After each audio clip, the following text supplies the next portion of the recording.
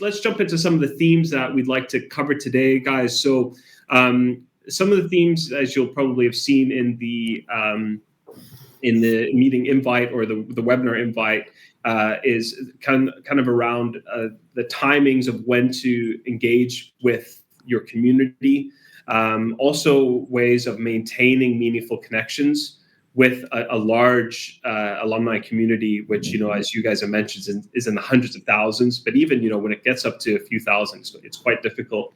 And how do you do that sustainably? And then I'd like to also kind of touch on how we're tracking alumni outcomes and some of the inherent value of engaging with alumni as well. So what I will do, guys, is if you are in that chat, just start putting questions in there, and I'll be monitoring it and sort of asking the questions to you guys. But what I'd like to start with is, instead of the how, I'd like to start the when. So I'll put it out to maybe Paul to begin with. In your opinion, when should alumni teams begin to engage? Right. And I think that is spot on the right question. And I have a real clarity of thinking on this, that it should be from the moment our applicant students first start having an interaction with our university. And it should work through the undergraduate student experience. It should, where possible, be embedded within the curriculum so that it's not just a kind of nice to have, a little bit of a add-on, something that the joiner-inners take part in. It should be something integrated within our student community so that they experience the benefit of being of all of the wealth of knowledge and experience, advice that our alumni can give. In Newcastle's case, this is absolutely aligned with our educational strategy, which is all about making sure that our students are at the cutting edge of learning, cutting edge of or leading edge of experience of the world around them, and that they're fit for the future in terms of the careers that they might take. So alumni activity for me absolutely has to be within the student experience, starting from that point. And then from the point of graduation, you flow that through to recent graduate experience and that early career support that many may wish to receive. And then you flow into that longer term, lifelong relationship, which is perhaps our more familiar territory. But to me, you're talking about the new alumni experience. To me, it is about moving us much more closely to student experience while they're students, rather than being a bit of an add-on that happens after people graduate. Yeah. Kirsty, would you agree with that? Or do you have comments about the when? Yeah, absolutely. Sorry, just to say as well to everybody, if you see me clicking my camera on and off, I'm having a few tech issues. So if you see me smiling, that's great. But I'm still here audio-wise. Yeah, I completely agree with Paul. Kirsty, you're good to go. But yeah, good for at least 3 minutes.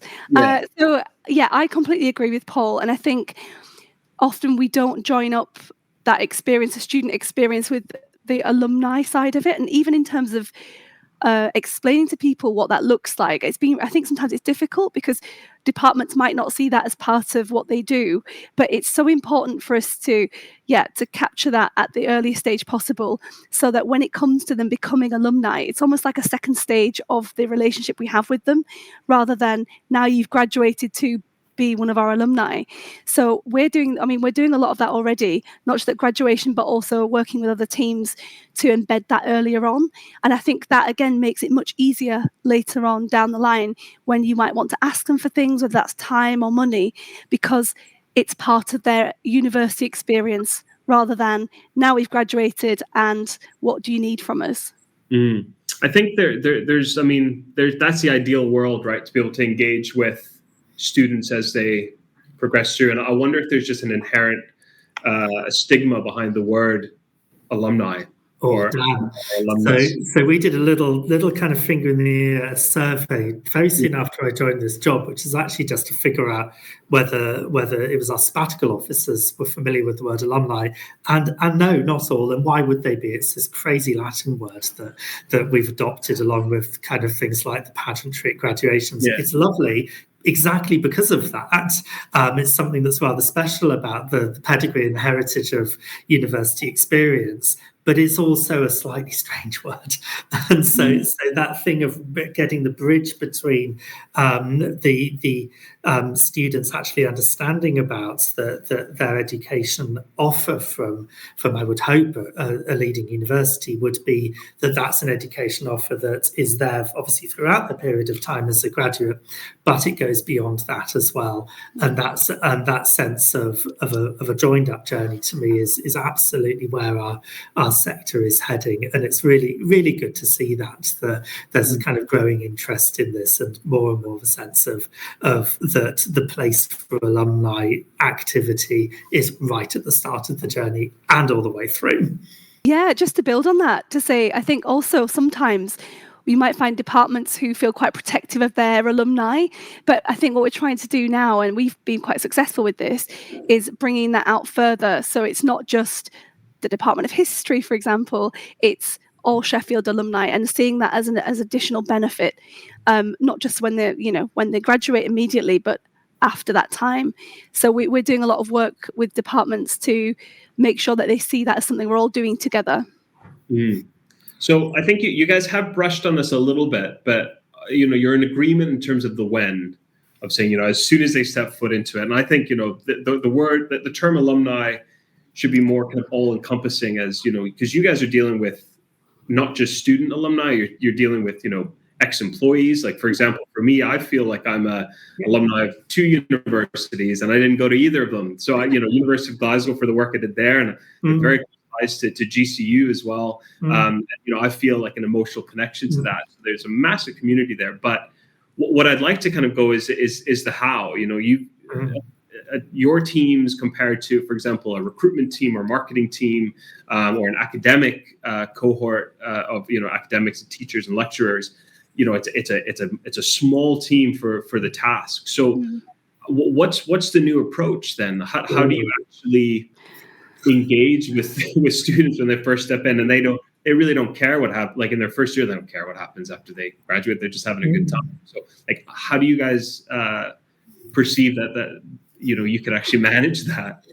Do you want me to try that first, Kirsty? Because that's the difficult question. So Dan gave a softball for the first question, which is the one he's now chucking us the difficult. And you're absolutely right. So I'll give a context and about Newcastle. So it's one example. It's a snapshot. We have a team of 30. We may grow modestly from that, but we're not going to suddenly have 100 people in our team. The university as a whole employs 6,000 people, has 27,000 students, 300,000 alumni. So how do you do these good ideas at scale is really tricky. What we do now, and I think we do it well, is we do deliver a great service to those who are likely to put their hand up and say, yep, I'm up for that. I know what I want. I'm looking for some mentoring. And they're the ones who are switched on and are going to find their way to us. What we don't do is have this within the educational experience for the whole university. So what does your team of 30 odd people, and that's all of it, that's alumni, fundraising, everything, what does your team of 30 people do to make that happen? And I think it has to be about that becomes part of the culture of the institution as a whole, and that the small alumni team will always be relatively small, needs to be all about convening and about kind of joining things together, perhaps more than running our own bespoke programs. So, and I wouldn't want to kind of throw the baby out with the bathwater. Things like alumni networks, socials, mixers, those are absolutely great, and I love them and I want them. But I would want to perhaps shift the dial towards things in curriculum, arguably putting things compulsory, having things written into the educational kind of experience that students have. And then, Dan, the tricky question for your sector is how do you build it into the infrastructure for it, particularly the digital infrastructure. And that for me is a challenge to the kind of emerging edtech sector, to say how do you put this type of experience into some of the platforms and things that are already used by students, and how do you carry it through to alumni. So there's a double answer, and in a really quick summary to it. The first is it's about getting a sense of culture within the institution, that alumni engagement is everybody's business. And the second is about making sure that you make it as easy as possible for busy people by using using the systems and the things that people are familiar with anyway. Yeah, I think the tech team in the background is trying to fix his camera. I can hear you. Thanks. Sorry, I'm just switching on when I'm speaking so that you can actually see me move. Really? But I can hear you. So yeah, is this a good time for me to come in? I think so too. So I think kind of those 2 points there, Paul, in terms of being the joiner and the connector within like kind of internally and shifting the culture. But then it's also, I think you also touched on kind of updating the priorities of what alumni teams in terms of do in terms of kind of the engagement events and time sapping elements once people graduate. But I don't know, Kirsty, can you kind of talk to that in a way? Yeah, so thanks, Paul. I thought it was really interesting. And similarly to Newcastle, what we do at Sheffield is we have a series of targeted communications that go out to graduates as soon as they graduate to think about, what opportunities are available. So what we've tried to do really is think about the most touch points possible that are relevant to them. So if you think about it, when you graduate, a lot of new graduates, they're thinking about employability. They're thinking about how do I get a good job? How do I get into the job market in a way that I would like? And so we're looking at this from an employability point of view as well. So not just obviously building the relationship and thinking about, making sure they're aware that we're there, but also building it in to kind of make the most of, let's say, past alumni and bringing that experience in. So running programs like mentoring or other events where recent graduates can speak to students so that we're already kind of embedding it, that they're not just thrown out into the world and then all of a sudden we get in touch with them. So if I'm correct in thinking like the same as Paul, we have a lot of alumni groups, for example, and it's great if they're really proactive, but we don't have bases. We have leads in 205 countries, but we can't travel to all 205. So it's also giving a consistency of experience so that people don't feel as though certain territories are prioritized over others. And it's just making sure the comms are consistent and also tailored. So we're doing something at the moment where we're surveying our Indian alumni. So that's a huge market for us. But I realized that we don't know much about what they want and we need to ask them. So we actually put out a survey that closed last week and just analyzing the results of that. Because again, I suppose it's like any kind of relationship building. What is the best way to do that with them? We're talking about all these touch points, but how do we embed it properly? And how do they feel like they're valued and loved? If we're only able to visit them once a year or once every other year. Can I take a moment and have a little tiny minor and very polite disagreement with Kirsty? Kirsty, do you mind? Go ahead, please. So I think we do alumni survey as well. And I think we're doing it too late because I think I think that, again, this needs to come out of what our students are looking for most of all. So our applicants and students.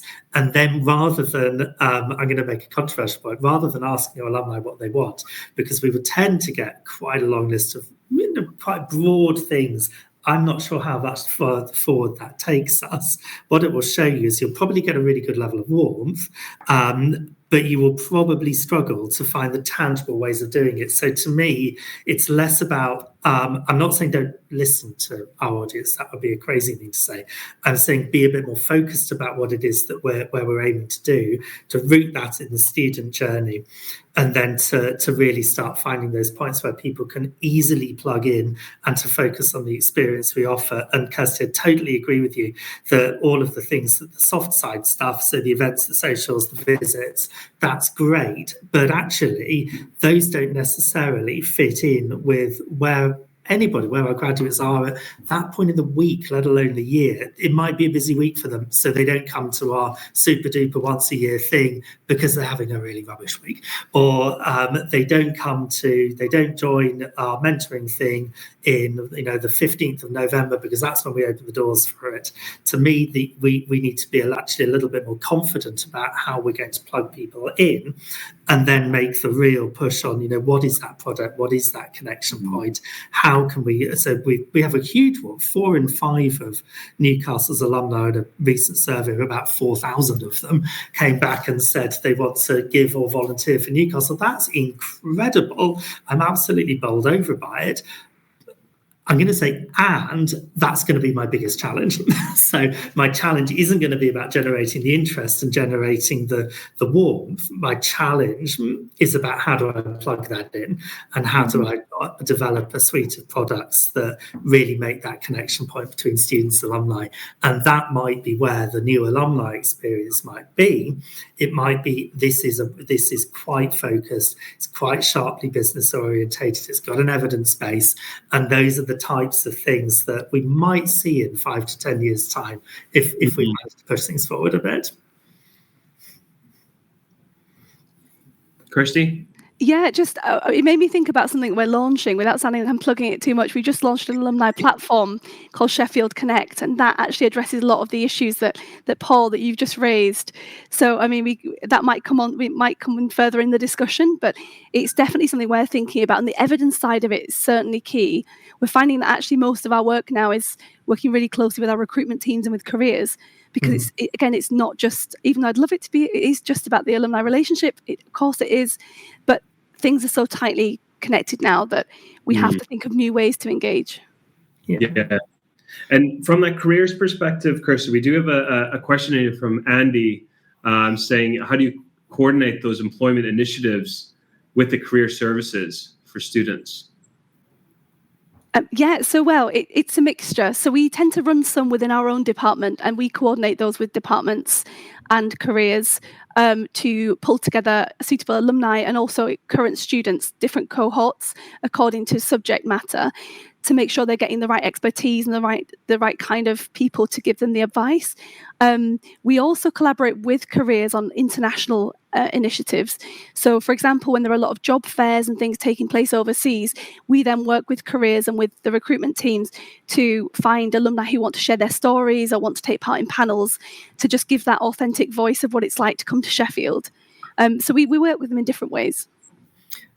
And I'd say Kirsty does her job really well. And I haven't got very much to add to it because we do very similar. What I will add to it is I had a conversation with a fantastic Vice-Chancellor from a fantastic Northeastern University this morning.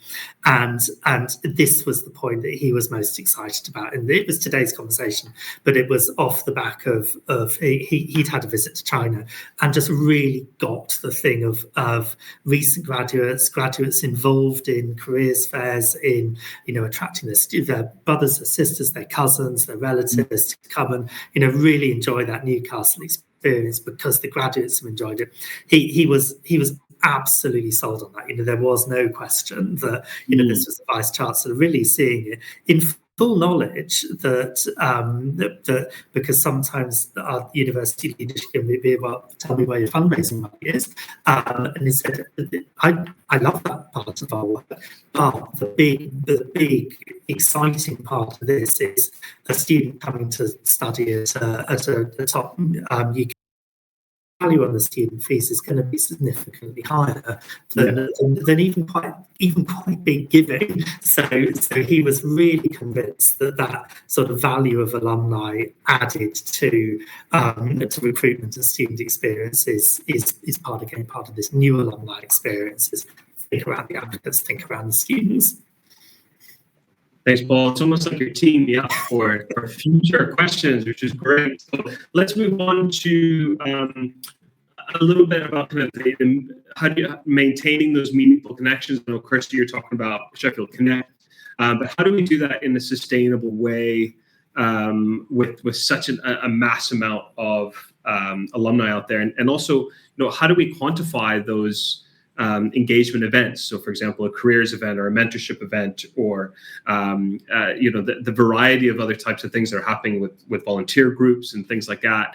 How do we quantify that in terms that don't necessarily mean dollars and cents, but how do we make that case to say these things are quite important? The money's important, but these things lead to it. So how do we make that case? I don't know if Kirsty, you want to speak to that, or Paul, you want to go for it? Kirsty, your camera, when it was on, is starting to work a bit better. Great. So. Oh, it's warming up. Excellent. No, that's great. Well, I think for us, it's a really interesting one because, even with my background in events, it's always, what are the outcomes? What are the tangible outcomes? How can you evidence the fact that a conversation that took place at an event might have led to a project, or sometimes it's really difficult to qualify that.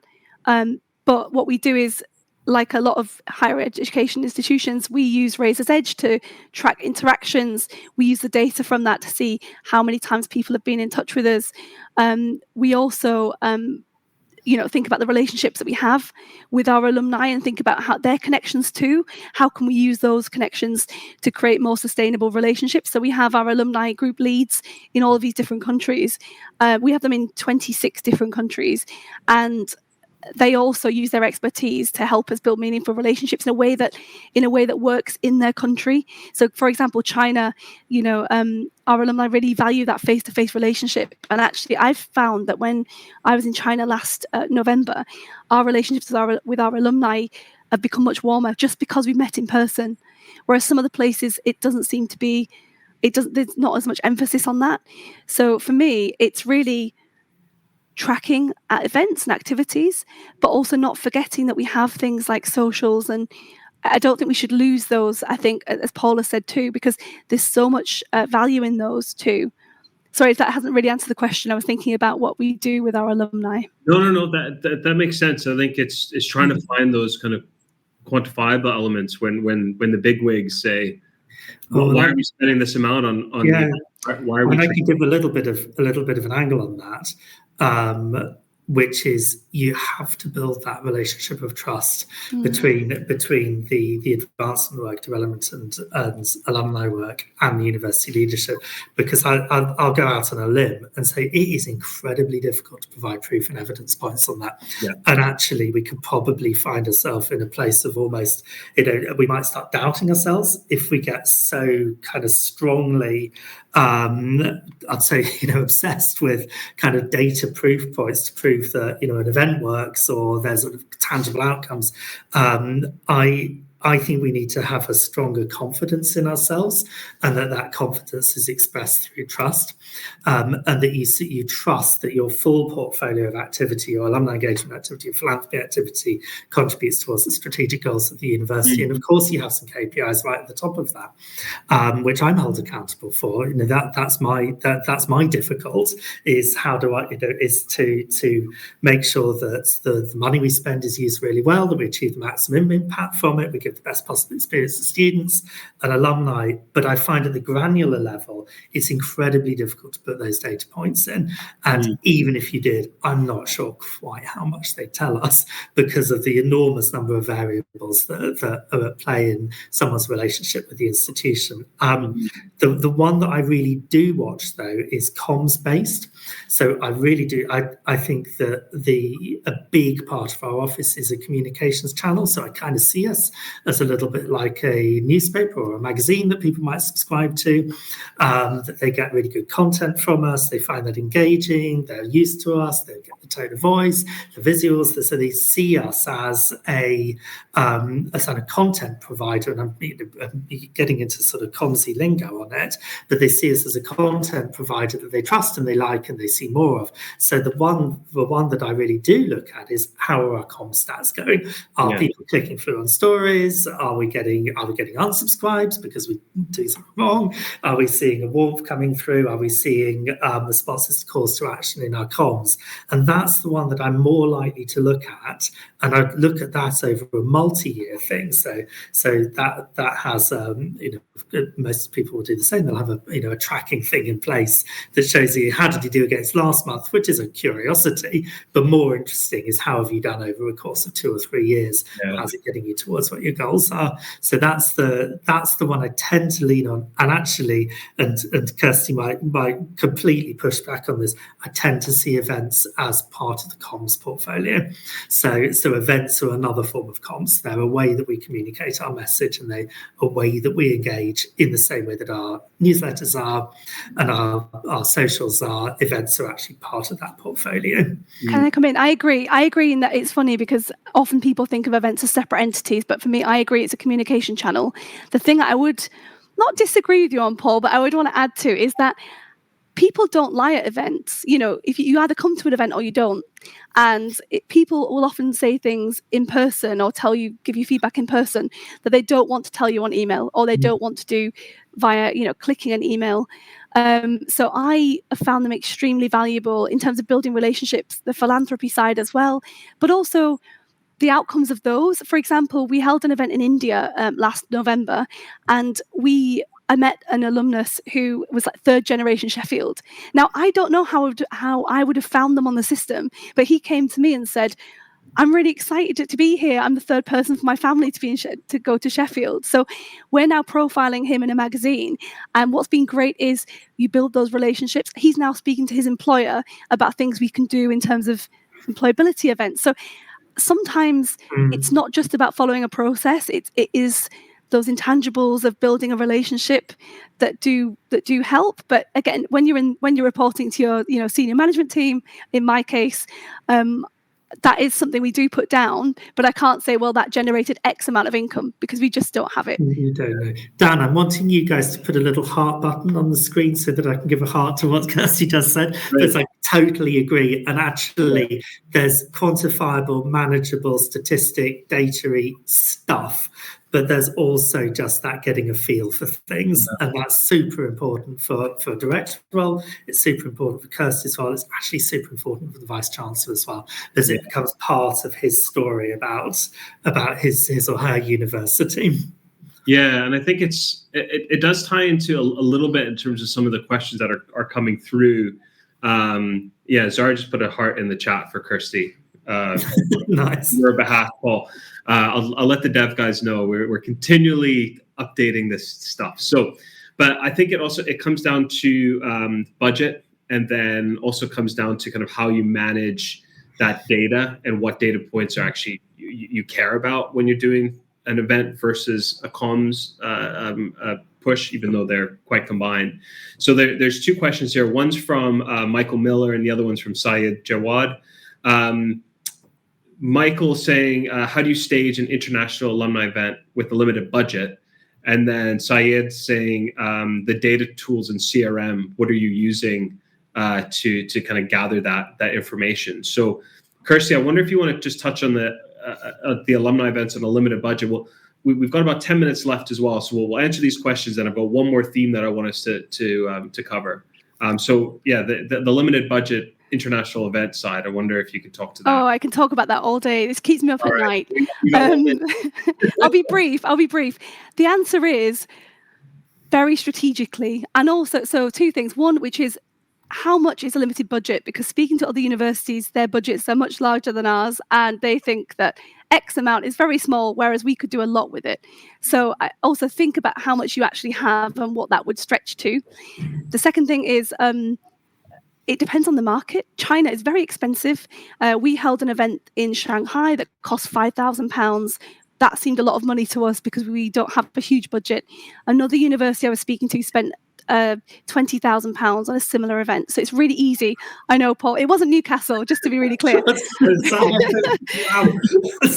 An unnamed university. Another one I was speaking to spent £20,000. So that's that.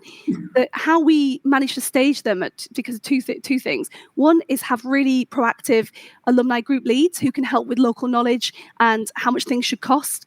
and being quite firm on that. And the second thing is, oh, it's gone out of my mind. The second thing was around working with other teams and departments. So often if we want to hold something abroad, we would either work with our careers team and recruitment teams to combine budget, or we would work with other institutions. So, I've been speaking to Manchester and Leeds about holding a joint event, because as far as alumni are concerned, they just want to see their university represented. So often it's just teaming up with other departments or universities to make it stretch a bit further. Michael, I'll give a couple of really, everything Kirsty says, take that on board. A couple of tips. Look at your strategic business partners. So if you're working with businesses with a global presence, then there's a value for them to present themselves to your students and alumni. They may offer space in return for that. So lean into those relationships. Use venue hire agencies because they can get you cheaper prices than having to go around yourself. And the third one is actually yes, there's a place for glossy plush stuff, but that can be quite off-putting, particularly for recent grads. So 20,000 is awe-inspiring summer money. I would think particularly recent grads may enjoy just as much it's a private room in a bar, and actually they don't mind buying it, and so you can run on a relatively modest budget. But you do have to pay for it, and you do need to think about this. And I wish you luck. And then a bit about kind of the data tools and CRM, which I think kind of actually ties into kind of the last theme about, what would, in an ideal world, what could we do with that data without increasing our headcount or increasing the resources that we currently have. So in terms of, I guess, the data tools and CRM, are you guys okay kind of just mentioning what you guys are currently using and sure.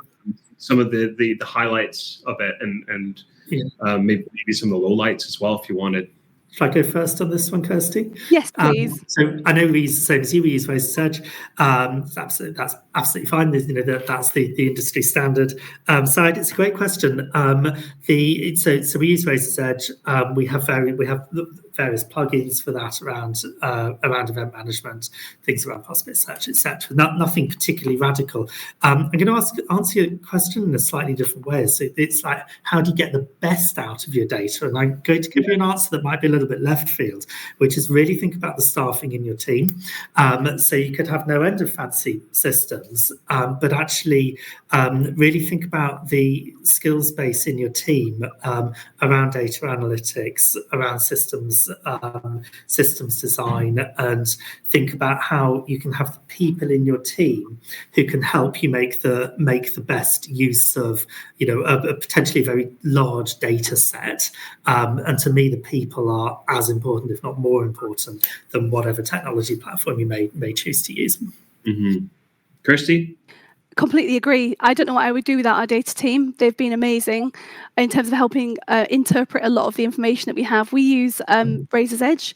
We also use Power BI, which gives us a really useful insight into the breakdown of our alumni, where they're based, what they studied, their interests. It's been amazing. But again, like you said, Paul, you could have the fanciest system, the biggest team, but if nobody is thinking about how to use it strategically, it's not really useful. So I don't really have any low lights. I really like the system that we use. And Syed, if you have any influence on your team and the world you work in, do you think about that skill set in data analytics and how we recruit and the types of skill set we look for? Because actually there are quite a lot of people who have that skill set, but we perhaps don't make ourselves quite as available for really quite cool jobs for them. Yeah, definitely. I think if we can spend the last couple of minutes kind of getting our crystal ball out a little bit and saying, if without increasing resources, what in your mind would be the best way? And let's talk about kind of that element there, Paul, about kind of the comms out. You're saying that's a very outside of events, the emails that you send, the messages that you send, maybe a little bit of the social stuff as well. But what in your mind would you like to have that we don't have? I think we don't have joined up digital experience between applicants, students and alumni. And I think we as a sector are missing an opportunity by not having found the way in which we can do that, both from a data perspective, the kind of architecture stuff underneath, and the user experience perspective. I think both of those break between graduation and people becoming alumni, and I think we as a sector are missing that potential for join up. And that would be if that's top of my Christmas list, is a way to join up the digital experience of students and alumni. And Kirsty, from your side, anything that you wish?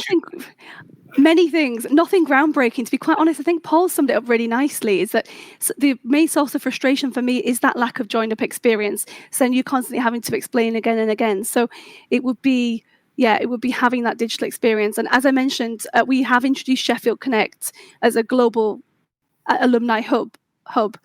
But I do think that we do need that experience from the student pipeline right through to alumni. Brilliant, guys. Was there? So we've got a couple minutes left. Is there any kind of closing things that you guys would like to say before I wrap it up? And we're going to head over to the breakout room. You'll just see that. Don't click it yet, but there's that little button with the door opening on your left-hand side there, guys. That we'll go to and have an informal chat with attendees and us. But is there anything that you guys would like to wrap up with from this theme? I would simply give a sense of our whole sector is going through a period of change. I think students' expectations are different, and they will be different in 5 years' time. They will be different in 10 years' time. I think alumni relations, big broad brush, has tended to be a bit of an add-on for our sector. To me, the exciting thing is that we actually really start integrating that within student life. And that's the thing that I'm most excited about, and would encourage those on the call to really, really dig into thinking about how you can achieve an impact with your students. And Kirsty? Yeah, just to say as well that don't discount your alumni just because they haven't, because they graduated a long time ago doesn't mean they don't have that connection with the university and want to give back. And just that it shouldn't always be a financial thing. We put a lot of emphasis on volunteering, giving back time and experience, and even, mentoring is highly popular. And I think it's just making it an experience that people really want to be a part of, underpinned by good technology. Brilliant, guys. Well, I'll leave it at that. I'm always a stickler for staying on time. So it is literally 12:45 right now. I'd like to thank everyone for joining us, and also, special thanks to Paul and Kirsty, as well as the other Forumm team that's kind of behind the scenes making these things work. And I think, as we go, we're trying to push the boundaries a little bit on technology and kind of bringing you all along for the ride. So I really do appreciate everyone for tuning in. Please come and join us now in the breakout room. So you'll see on the left-hand side, you'll see breakout rooms. So click on that and enter in. If you've got to go, that's fine, but I would love to see some of your faces, and I know Paul and Kirsty would as well. So we'll leave it at that. Really appreciate your time, guys, and we will see you next time. Oh, I got a plug. I think we've got another webinar in about 6 weeks' time about graduation, but we'll be in touch about that. I think Sarah's putting the link in there, so register for that. Anyway, 12:45. Let's go to the breakout rooms. Thanks, guys.